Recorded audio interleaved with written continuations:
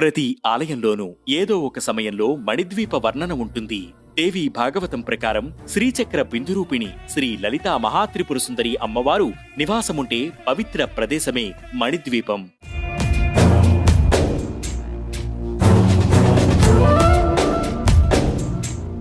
పద్నాలుగు లోకాలకు పైన ఉండే సర్వలోకంలో ఆమె కొలువై ఉంటారు.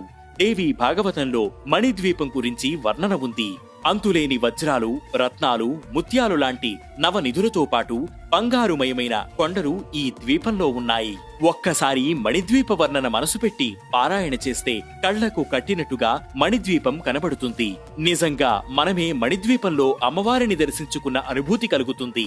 అందుకే చాలా మంది ఇంట్లో మణిద్వీప వర్ణన పారాయణం చేస్తుంటారు. ఈ పారాయణంతో ఇంట్లోని వాస్తు దోషాలు తొలగిపోతాయి, సకల శుభాలు కలుగుతాయి. అమ్మవారి అనుగ్రహంతో అన్ని అష్ట ఐశ్వర్యాలు లభిస్తాయని నమ్మకం.